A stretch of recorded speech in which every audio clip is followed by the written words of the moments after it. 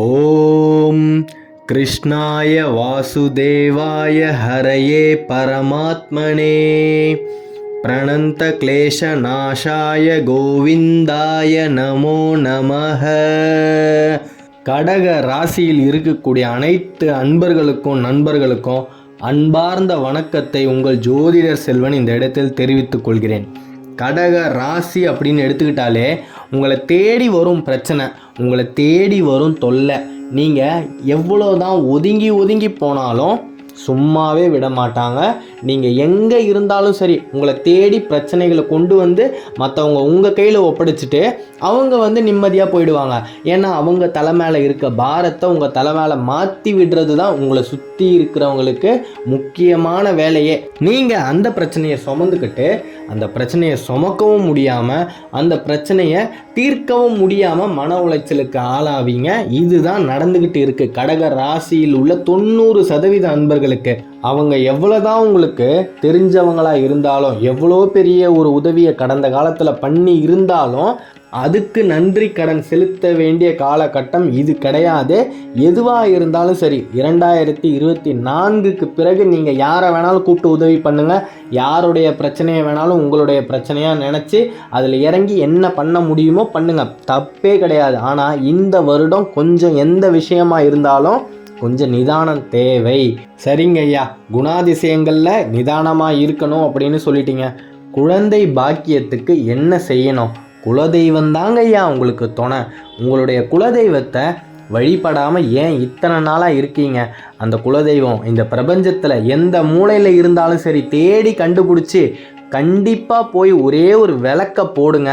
அந்த குலதெய்வமே உங்கள் வீட்டுக்கு குழந்தை ரூபத்தில் வந்தே தீரும். இதில் மாற்று கருத்தே கிடையாதுங்கய்யா. குலதெய்வம் காத்துக்கிட்டு இருக்குங்கய்யா. நீங்கள் அந்த தெய்வத்துக்கு ஒரு விளக்க போட்டுற மாட்டீங்களா அப்படின்னு தினம் உங்களுக்காக ஏங்கிக்கிட்டு இருக்குங்கம்மா. அதனால் நாளைக்கே கிளம்பி போங்க. நீங்கள் இருக்கிற இடத்துல இருந்து எத்தனை மைல் காத தூரம் இருந்தாலும் பரவாயில்லை, தேடி போய் அந்த தெய்வத்தை ஆராதிக்க ஆரம்பிங்க. தன்னால் உங்கள் வீட்டில் மழலை செல்வம் வந்தே தீரும். இதில் மாற்று கருத்தே கிடையாது.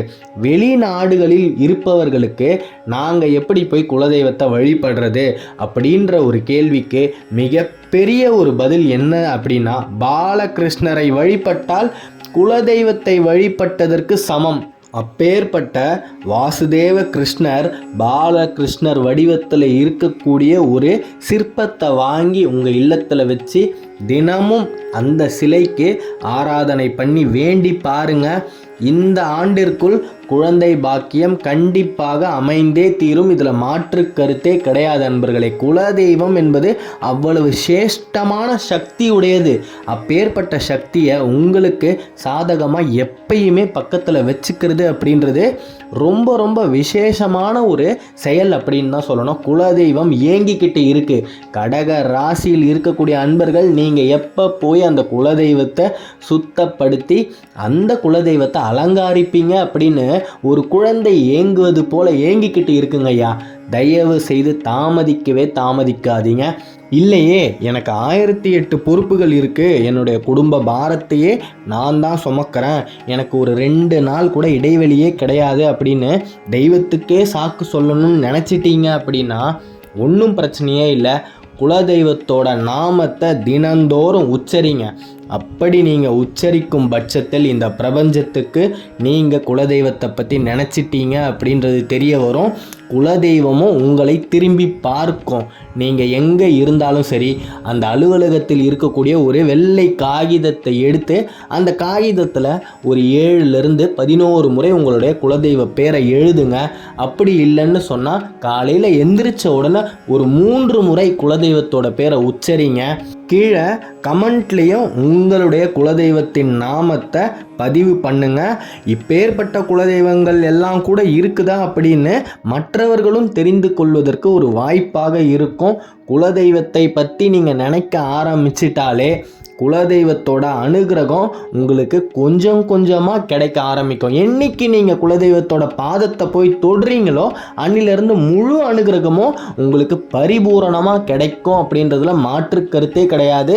நடந்து கொண்டிருக்கின்ற 2024ஆம் குரோதி வருடத்தில் கண்டிப்பாக உங்கள் வீட்டில் மழலை செல்வ பாக்கியம் உண்டு. இதை யாராலையுமே மாற்றி சொல்லவும் முடியாது, இதை மாற்றி அமைக்கவும் முடியாது. இது விதிக்கப்பட்ட விதி. கடக ராசியில் இருக்கக்கூடிய அன்பர்களின் கஷ்டகாலம் முடிந்தது. இனிமே எல்லாமே உங்களுக்கு பொன் வசந்தமான காலம் மட்டுமே தான்.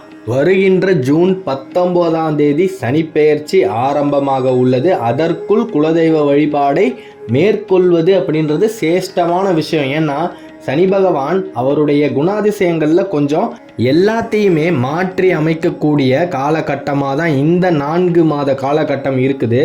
அப்போ அவர் என்ன பண்ணுவாருன்னா தாமதத்தை ஏற்படுத்துவார், சோம்பேறித்தனத்தை ஏற்படுத்துவார், உடலில் சோர்வை மிகவும் கொடுப்பார். அப்போது நீங்கள் கிளம்பி போய் குலதெய்வத்தை ஆராதிக்கணும் அப்படின்னு நினச்சா கூட உங்களால் போக முடியாது. கர்ம வினை உங்களை போக விடாது. ஒரு மனிதனுக்கு கர்ம வினை சாதகமாக இருந்தால் மட்டும்தான் குலதெய்வத்தை நெருங்கவே முடியும். அதுவே பாதகமாக இருந்துடுச்சு அப்படின்னா நீங்கள் படாத கஷ்டத்தெல்லாம் பட்டு தான் அந்த குலதெய்வத்துக்கிட்ட போகவே முடியும். அப்பேற்பட்ட ஒரு சூட்சமும் கர்ம வினைக்கு இருக்குது. எந்த விதமான தடங்கல்களும் இல்லாமல், எந்த விதமான பிரச்சனைகளும் இல்லாமல் மன சந்தோஷத்தோடு நீங்கள் குலதெய்வத்தை நெருங்கணும், குலதெய்வத்தை ஆராதிக்கணும் அப்படின்னு என் சார்பாக நானும் பிரார்த்தனையை இந்த பிரபஞ்சத்துக்கிட்ட வைக்கிறேன். இனி வரும் காலம் எல்லாமே கடக ராசியில் இருக்கக்கூடிய அன்பர்களுக்கு பொற்காலம் அப்படின்னு தான் சொல்லணும். நீங்கள் பட்ட கஷ்டம் எல்லாமே போயிடுச்சு. அத்தனைக்குமே பலன் கிடைக்கக்கூடிய ஒரு பொன்னான ஆண்டு தான் நடந்து கொண்டிருக்கின்ற 2024ஆம் ஆண்டு. ஆகையால் யாருடைய பிரச்சனையும் உங்களுடைய பிரச்சனையாக கருதி இந்த வரக்கூடிய 6 மாத காலத்தில் செயல்பட வேண்டாம். யாருக்காகவும் எந்த ஒரு இடத்துலையும் கடன் வாங்காதீங்க. முக்கியமாக நீங்கள் கடனை வாங்கிட்டீங்க அப்படின்னா நீங்கள் தான் அதை கட்ட வேண்டிய ஒரு சூழ்நிலை வரும். யாருக்கு வாங்கி கொடுத்தீங்களோ அவங்களையும் நீங்கள் போய் எதுவுமே கேட்க முடியாது. ஏன்னா நீங்கள் வாங்கி கொடுக்கும்போது அவங்க பட்ட கஷ்டத்தை விட இன்னும் பல மடங்கு கஷ்டத்தைப்படுவாங்க. அப்போ ஒருத்தர் கஷ்டப்பட்டுக்கிட்டு இருக்கும்போது நீங்கள் போய் கேட்பீங்களா? அவரே கஷ்டப்படுறாரு, அவர்கிட்ட நாம் எப்படி போய் கடனை வாங்குறது, அவர் கடனை நாமளே அடைச்சிருவோம் அப்படின்னு பாரங்கள் உங்களுக்கு பெருகிக்கிட்டே தான் போகும். அதற்காக தான் மறுபடியும் அழுத்தி சொல்லிக்கிறேன். உங்களுடைய, அதாவது குதிரைக்கு கடிவாளம் கட்டினா மாதிரி உங்களுடைய வழியில் மட்டும் நீங்கள் சென்றீர்கள் ஆனால் மிகப்பெரிய ஒரு ராஜயோகம் இருக்குது. அப்படி இல்லைன்னு சொன்னால் கண்டிப்பாக பிரச்சனைகள் உங்களை தேடி வரும். நீங்கள் எங்கே இருந்தாலும் சரி தேடி வரும். தட்டி கழிச்சிட்டு போகிறதும் அதை உங்களுடைய பிரச்சனையாக சுமந்து நீங்கள் உங்கள் வாழ்க்கையில் நகர்ந்து போகிறதும் உங்கள் கையில் தான் இருக்குது. ஜோதிடம் என்பது வரக்கூடியதை, வருங்காலத்தில் ஏற்படக்கூடிய கஷ்டங்களையும் சரி, இஷ்டமான விஷயங்களையும் சரி 99% மறைமுகமாகவும் பூடகமாகவும் புகட்டுவது அப்படின்றதுல மாற்று கருத்தே கிடையாது. அப்பேற்பட்ட ஒரு விஷயத்தில் இருந்து நமக்கு தேவையானதை எடுத்துக்கிட்டு நம்மளுடைய வாழ்க்கையை சிறந்த வழியில் கொண்டு போகணும். அதுதான் சிறப்பிக்கத்தக்கது. ஆகையால் கடக ராசியில் இருக்கக்கூடிய அனைத்து அன்பர்களுக்கும், அனைத்து இல்லத்து அரசிகளுக்கும் நான் வேண்டி கேட்டுக்கொள்வது, குலதெய்வ வழிபாடை தயவு செய்து உங்களால் எவ்வளோ சீக்கிரம் முடியுமோ அவ்வளோ சீக்கிரம் ஆரம்பிச்சிருங்க.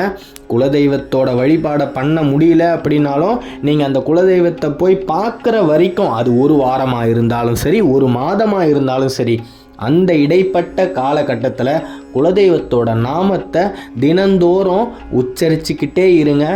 உங்களுடைய வாழ்வில் மிகப்பெரிய ஒரு மாற்றம் நடந்தே தீரும். வரக்கூடிய சனி பெயர்ச்சியை பார்த்து கடக ராசியில் இருக்கக்கூடிய அனைத்து அன்பர்களும் சரி, யாருமே பயப்படக்கூடாது. எந்த விதமான பாதகமும் சனி பகவானால் கடக ராசிக்கு இல்லை. குலதெய்வத்தோட அனுகிரகம் வந்துடுச்சு அப்படின்னா சனி பகவானே உங்களுக்கு ஆதரவாக மாறி நற்பலன்களை மட்டுமே தான் கொடுப்பாரு. தைரியமாக இருங்க. நீங்கள் நினைச்சது இந்த ஆண்டில் நடந்தே தீரும். ஜெயம் உண்டாகட்டும். ஜெயிக்க பிறந்தவர்கள் தான் கடக ராசி அன்பர்கள். கடக ராசியை பற்றி நீங்கள் தொடர்ந்து தெரிஞ்சுக்கணும் அப்படின்னா இந்த சேனலை சப்ஸ்கிரைப் பண்ணிக்கோங்க. தென்னாட்டுடைய சிவனே போற்றி, எந்நாட்டவருக்கும் இறைவா போற்றி. நன்றி.